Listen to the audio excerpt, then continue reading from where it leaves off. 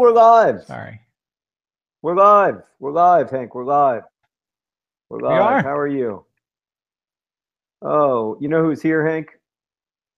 My brother John.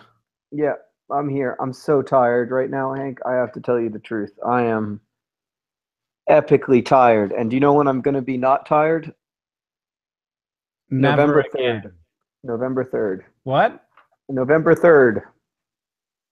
I That think sounds like you may need to turn me up need a because marathon and not sprint. Just it's more. marathon it, John. Oh God, I'm really struggling today, Hank. I don't know how I'm going to make the pod. I filmed 6 episodes of Mental Floss today. Yeah, I had one of those days this week where I was in the studio all like for 6 straight hours, and it is rough. Yeah. Sleep so fast. Yeah. It Yeah. it's not like breaking rocks or anything. I'm not like lifting, but I like mentally exhausted. Like afterward, people wanted me to go to a meeting and like talk about important business things, and I was like, I'm gonna make really bad decisions right now. Well, afterward, people wanted me to go to a Google live stream, and that was now. It was now. It's now. Also, I was up really late last night working on the proofreading for Turtles All the Way Down, and then also like in between the shoots today, I've had to work on the proofreading, and I'm gonna have to stay up all night tonight working on the proofreading, and I'm just like I'm tired. I wish that I'd finished this book a little bit earlier, so that even 3 weeks earlier, so that we wouldn't be up against this publication deadline. But here we are. Here we are. Here we are. If anybody has questions, go ahead and ask those questions. Why is November 3rd the day, John? Or can you not even talk about that? Because that will probably be the end of the tour. So that will when the road disappears. That will probably be the day that we go home. I'm getting a bad echo, Hank. Natalie asks, has anyone else ever had their question answered? Talk at the same time for a long time, John? Right, but there's a really bad echo, so I'm asking you to put on headphones. Okay. Anyone else had their question answered on the pod? We answer a lot of questions, John. We've been doing it for a long time. Well, you know we get 700 questions a week? That's a lot. And they're like, and it's not like the same questions over and over again. Like no, I would expect that there would be some people who would just like every week send the same question. Thank you for not doing that, by the way, because some people do that. That might be annoying for poor Rosianna to have to go through, but that is some people do that. W. Keown asked, "How's your wrist?" My hand feels fine. I'm actually, if anything, I would like to be signing more rather than doing all the other things I have to do, because it's meditative and relaxing and distracts me from the fact that I have to publish this book. And so do you have to proofread your own book, John? Because that seems like something someone else would do. Oh, yeah. I mean, well, I proofread it, but then there are also other people who proofread it. There are professional proofreaders, but I have to go through the professional proofreaders' comments, and I have to say whether or not I am in favor of making the change that they have proposed. So for instance, like here's a couple examples. You know how like when you go to a bank, there's a machine that counts the bills and it rifles through the bills? Yep. The word is not actually rifle. It does not actually rifle through the bills. It actually riffles through the bills. But we've taken the word rifle and it has come to mean that for most of us. So I have to choose, do I want to use the word that is technically correct, or do I want to use the word that everybody in everyday speech uses? I just got to tell you, John, like, the proofreader should be changing like where commas go and like when I misspelled a word, not when I misused a word. Just let me suck. No, I want them to be more aggressive rather than less aggressive. Another example, FaceTiming should technically have a capital F and a capital T, but no, it shouldn't, because that looks horrible.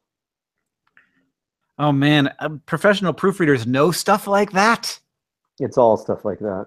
There's a lot of commas, there's a lot of hyphens, there's a lot of taking commas out. It's very complicated, and and there is also a fair amount of like like for instance, like a character will stand up to talk to the narrator, and then the next page that same character will again stand up to talk to the narrator, and the proofreader will be like, actually this character is currently standing. Yes. So Wow. Well, that's sort of like continuity, not I'll have to pick like grammar. which one of those stand ups do I want her to stand up at? You know, I don't know. Oh man, that makes sense. Yeah. Kate says tour? Question mark. We're gonna go on tour. We don't know anything about when or where. In fact, I have to talk to Hank about that. Like Hank, we literally don't know anything about it because Hank and I haven't talked about it yet. But Hank, well, let me just ask you in front of hundreds of strangers and a few friends. Are you available early Monday morning to talk about that with Elise, or would you rather I do that meeting and then you and then connect with you afterwards? It depends on what time is early Monday morning. 8 your time. Probably. Are you there? Bikes, Sarah said. Oh, I may have dropped out for a second, but I'm here now. You did. Do you? Welcome back. I do ride a bike. Bikes, John? I do. I ride a bike. In fact, I just rode 15 miles in 1 hour on Sunday. That seems like a lot. I also ride my bike. I mostly ride it to work and back, which is about 5 minutes. So yeah. I don't ride my bike very far, but I do. It's actually sometimes more convenient. I can't hear anything that you're saying, but I bet you're being very charming. Yes, definitely. This is people ask us why we record the podcast over a phone instead of over Skype. This is why, because John's internet is terrible, and sometimes mine is spotty too. Yeah. Yep, there was some buffering for a while, and nobody heard anything that we said. But trust me, it was boring. But yes, we are gonna. The answer to your question about tour is that we are gonna try to go on tour. Are proofreaders provided by your publisher, or do you find them yourself? They are provided by my publisher. Well, I think like 3 of them are provided by my publisher, but then I choose to have more that I hire myself because I'm. Oh, you actually pay people? Just some friends. John, how do you develop a content strategy to stay relevant on YouTube as it is a constantly changing platform? Oh, not effectively. I think we do a pretty good job. It's not that it doesn't change that fast. It just changes a lot faster than like a big company can handle. Yeah. So like innovate every like 1 or 2 years, which is fine for us. Right. Yeah. I mean, we are, I guess, like, right, we're a small enough team that we can make those big changes. But I also think we try to make iterative changes. We don't try to like make wholesale changes. And we kind of go with an 80-20 strategy where we're working 80% of the time on stuff that we know works and 20% of the time on other stuff. Hank, any updates on your book? Not really yet. I'm kind of working on, I don't know. I'm honestly, I'm kind of working on sequel stuff right now because the like what is going to happen with the current thing is a little up in the air. So I'm just like, all right, well then I'll work on what the next book's going to be about. Yeah. Yeah. This is what I'm finding out about publishing, John. Not a super speedy. It's not like a YouTube video. No, it is not like a YouTube video. It's very slow. It's very, but there's a purpose to the slowness, which is that unlike a YouTube video, well, I guess it depends on what you're making. But for me, like, what I like about publishing is that as opposed to a YouTube video, you're trying to get it right, fully right. Yeah. And it's this thing that is gonna, it just feels like a much more important and significant like thing. And it's a sort of like it's almost a vestige of another era, but like not in a way that's like it's outdated. Just um, the object that so many hours goes into the small object rather than the the tweet or the video or whatever. Yeah. Basically, I've got a first draft, and I'm kind of waiting on editors I might work with and trying to figure that out, which is not I don't think that I should treat that as a fast process, and also I have a lot of other things going on. Right. There's no hurry. A couple comments. Natalie says, my mom bought me a bear the other day, and I have named him Ryan, the Nerdfighteria bear. Natalie, I don't know if you're talking about a teddy bear or an actual bear. I'm assuming it's a teddy bear, John, because I think owning an actual bear is pretty not cool, like pretty not legal. I think you can. I believe in Russia, you can not only own a bear, but you're allowed to ride them. Yeah, you're allowed to ride them. In Russia, you're actually allowed to be a bear. That's correct. It's one of the only animals that can be citizens in Russia. That's right. They can vote, but only for Putin. They can vote as every animal in Russia can vote, which is why Putin keeps getting elected. That's why he wins more than 100% of the human vote. Oh God. What is the actual target range for young adult novels? Asks Yana. I think it depends. I mean, it depends on the young adult novel. What's a target range? Like age range, I assume. I think most of my readers are in high school and college, but I mean, actually, with The Fault in Our Stars, most of the readers were grown-ups. So who knows? I try not to be too prescriptive when it comes to who I think should read my books. I think everyone should read them. Yeah. So who is the target audience for your book? Absolutely every human. All the humans. Emma Price, by the way. No, go ahead. A percentage of 7 billion people than a percentage of some paltry few million. Mm-hmm. Exactly. Emma Price, who, by the way, I followed Emma Price on Twitter. It's one of my best recent Twitter follows because she tweets like and retweets stuff from the news, but from a variety of perspectives and ideological bents and everything. And it's just really nice to see multiple narratives on one Twitter feed. But anyway, putting that aside, she says, is there anything we can do for you guys? And the answer is just keep going with being an interesting, sane, calm voice on Twitter, because there aren't enough of them. Okay. Yep. Aileen asks a question that reminds me that I need to ask you a question, which is that I haven't gotten my pages yet to Hanklerfish still. Rosianna, Hank has not gotten his pages to Hanklerfish. Yes, you have. They arrived today. Oh, okay. All right. Good. Okay. Well, then in that just make sure that you're finished. Make sure that you're finished with them by August 15th. Marianne just texted me and said, I have them. So hooray. All right. Everything worked out better than expected. Hank is ready to Hanklerfish. I'm ready to Hanklerfish. I got stuff to do this weekend. I'm going to watch so many TVs. I'm going to watch the new Tick series on Amazon. I'm going to Hanklerfish. Good. And I may also, I have to finish Adventure Zone too. So that's perfect for Hanklerfishing because you don't have to look at anything. Yes. Great. I've been listening to a lot of podcasts while I've been, a lot of murder podcasts. There are so many murder podcasts. I find it very interesting how many people like to listen to things about murder.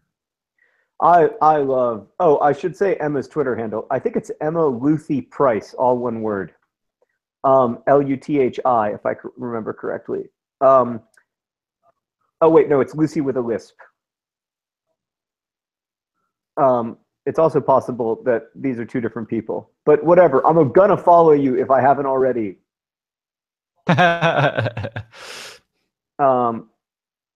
Wait. At Lucy with a lisp is not a Twitter handle at all. Now I'm very confused. I don't even know. Hank, I'm so tired. I don't know what's going on. That's your fault. I, There is. It's there. Emma Lucy Price. oh, Lucy with a lisp. that is the person I'm following. It's just okay. All right. Yes. Okay. We were right all along. Is the long and short of it. Let's move on. That is the person I'm following. John, okay. I had a thing. Have you listened to My Favorite Murder, Hank? I have, yeah. They're going to be at PodCon. I love murder. I mean, I'm opposed to it. It's a horrible thing. It's terrible. And I hate myself for loving true crime, but I've loved true crime ever since I was a kid. I used to read all these true crime books. I'm really, there's this incredible, some of my favorite books are true crime books, and it's like a character flaw, but I don't know what to do about it. I can't stop myself. Yeah, I mean, I like listening to the bit, but I don't like. I like at the end of it, I feel very drained and like I don't really like how I feel afterward. Oh, really? Just like kind of scared. Like I feel scared. I feel less. Right. Well, there is something about murder podcasts that make you think that murder is a common crime, which of course it is not. Yeah. Did you get that newspaper or that magazine article from Mom about our ancestor who got murdered? No, I did not. Well, you should check it out. It's from like the 18 somethings. It's like not like a great grandfather, but like a great granduncle. Okay. And yeah, he got axe murdered, and his son. That's unfortunate. Murder used to, of course, be a very common crime, but crime rates are much lower than they used to be, despite everyone talking about how good things were in the good old days when people had less money, there were no antibiotics, and murder was very common. Yeah, it was more common. I'll tell you what, the South in the 1860s was not necessarily a super dope place, but yeah, axe murdered. He was axe murdered by a slave that he owned. Well, I mean, I don't know. Sometimes you deserve it. Very rarely will you hear me say that, especially about a family member of mine, but there you go. Thomas Moore's instruction says, I love truth and justice because it's about justice rather than murder. Okay, I'll try that one out, and I'll see how I feel. I remember about the justice. I will try it. I will try it. It makes you feel better at the end of it, he says. Okay. Yeah, somebody was talking about Tanis and rabbits, and those are so good. And we've talked to the Pacific Northwest Stories folks, but they are very busy. We're trying to make it work with their schedules. But will you get the guy from S-Town? I don't think so, John. There's some podcasts that are just a little too big for us to attract. I think really? In our first year, anyway. The guy from S-Town, he's not busy. S-Town is over. Well, you write him an email then. I'm not going to write him an email. He's very intimidating. He's too smart for me. John, how do you balance your love of the macabre and seemingly pessimistic outlook on the world with your religion? Oh, I find it very easy. I mean, first off, is there a more macabre religion than Christianity? It's all about death and like horrible death, and then drinking God's blood every Sunday. It's a very weird religion when you pause to think about it. And in general, I think broadly speaking, there's two kinds of Christians. There's Easter Christians and there's Good Friday Christians. And I have always been much more of a Good Friday Christian. Hank, is NerdCon Stories gone forever? I don't know. It's gone for a while, that's for sure. Yes, it's gone until you need more than that. Hank and I can forget about the loss. It's gone until I sort of like scrape together enough money to lose a bunch of money again. I'm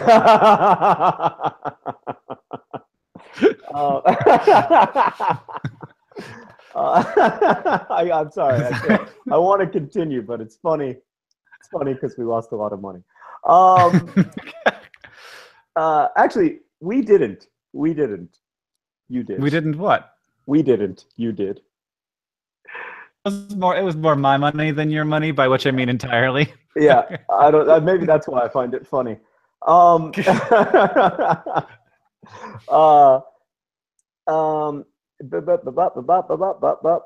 Everybody's suggesting podcasts for PodCon. Don't worry, we've heard of all of those things, and we want them all, and we're doing our best. And Hank's doing his best.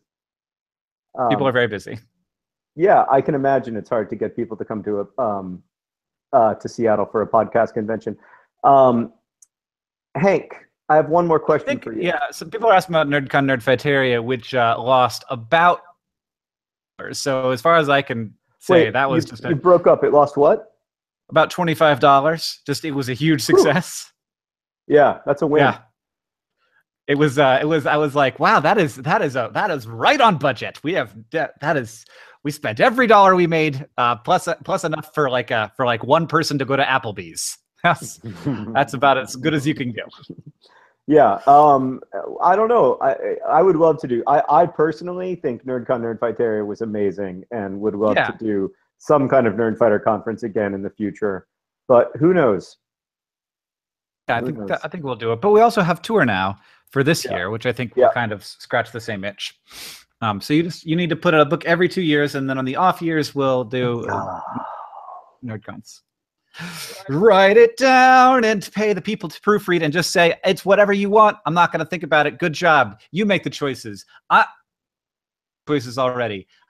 It's out of my hands. Just put the paper on words onto papers, and then put them in papers into books and send them to people. Yeah, I'm not doing that ever again. Doing whatever again. The signing thing, if that's what you're referring to. As far as the No. writing thing, I mean, I don't know. I'm gonna say I got to take a bunch of time off after this and like think about what I like doing and all that stuff. But Yeah. I'm sure that I'll. No, what I'm saying is I think that my take on proofreading my novel would be like people would send me back and say like what do you want to do about these things, and I'd be like, you fix it. It's Yeah, fine. you can't Whichever choice you want to make. You can't do that. That's not how it works. I mean, here's the. I actually do say sometimes like whatever you prefer because I have genuinely no preference. But like, I think you have an obligation to the text to try to make. I mean, look, this obviously doesn't always work. In The Fault in Our Stars, Hazel's mom has 2 different names, so it's not like I'm some like genius of proofreading. But I think you do have an obligation to the text that you spent years and years and years working on to try to make it as good as possible. But right now, I'm very tired. Yeah, I'm at that point with this I'm just book saying. where I I'm just am saying ready like to you let it gotta look at the opportunity cost, John. You gotta look out for number one. You gotta make sure that you keep healthy, keep fresh, so that we can make great podcasts. Yeah, which is really ultimately the only important thing. Right. Great point. Will you guys ever tour in Canada? I think not, just because it's a thing now that we don't tour in Canada. It's terrible. I feel so bad. We've been to Canada. We did like a Vancouver date, right? No. Wait, we did. Because Yeah, remember? because Julie was so mad at the border control people. Yes. I forgot we did go to Canada, and we, as always, we were stopped because of my poor relationship with Canada. Yeah, and the driver of our vehicle, Julie, who's amazing, was just like Amazing. these people, they're giving you a hard time because they can, and there's no reason, and it's awful, and like they kept being like, there's more people in the back of that thing, and it's like, yeah, it's a freaking van. Of course, there's 5 people. We all had more than 2 people in a giant van. My favorite part of that by far was Julie saying, like, we were driving toward the border, and Julie said, listen, I've been on tour with you guys for a month, so I don't think this is an issue, but I'm just going to let you know that I'm going to stop at this truck stop, and that is the last truck stop that we are going to stop at before we go to Canada. And if there is anything that you would not like the Canadian border guards to find, then you should leave it there. Yeah, it's good. That is good advice. Yeah, I'm allowed into Canada. I just have to go through extra security because 1995 me was denied entrance to Canada due to insufficient funds. Yeah, not Julie Strauss-Gable. Someone asks Julie who drives things around, and in fact came through Missoula recently. She was driving for Elton John. She had Elton John's piano in her truck and was driving around, and gave me free tickets to the Elton John show. Like I just got a freaking text from Julie. It was like, hey, I'm coming to Missoula. I was like, you remember that I live in Missoula? Yeah. She's amazing. She's the coolest person. Yeah. Yeah. Somebody asked if I use Scrivener. No, I use Microsoft Word because I'm old and I don't. I tried to use Scrivener for a while, but like I don't know. I write. I don't outline or anything. And when I move stuff around, I just have a bunch of Word documents. And once you're old and you figured out what works for you, like that's how you just keep doing it. I used to like judge all the old writers when I was like starting out, all the writers who were still using typewriters. But now I essentially am them. Yeah. Yeah. I mean, there's a difference between a typewriter where you have to like hand this to someone to transcribe and using Word over Scrivener. But yeah, yeah, no, I I guess understand. that's true. I guess that's true. Yeah. I mean, yeah, no, John, I had a really weird experience. I was writing my book, and then I opened up a new chapter, and for some reason so I was using Scrivener, and it opened up in with a different font, and then I was like, oh, whatever, it's a different font, and I couldn't freaking do it. I had to like figure out what the old font was and write in this original font because it kept just like I kept being like taken out of the process by it being Arial instead of Times New Roman. It was super weird. Yeah. I have really learned to love the new built-in font for Microsoft Word, which is Cambria. And now when I go back to Times New Roman, which Julie always changes it, Julie, my publisher, always changes it to Times New Roman when she's editing it. And when I get it back, I'm just like, this is hideous. Yeah. No, it's very, people are particular. Yeah. Speaking of particularity, Hank, before we go, I have to tell you one thing. So, I try very hard not to indulge in unnecessary luxury. I fail, but I try. Mm-hmm. I found out that the first keyboard I ever loved, which has been out of production for like 20 years, that other people who love it had gotten a crowdfunding campaign together and rebuilt it. It is a 7-pound keyboard. It has the most beautiful, the sound that a key makes when you press down on it, and the sound and the feeling, that's called the key action. It has the most beautiful key action of any typewriter or any keyboard I've ever had. And I ordered one of these handmade 7-pound steel keyboards, and I'm so excited.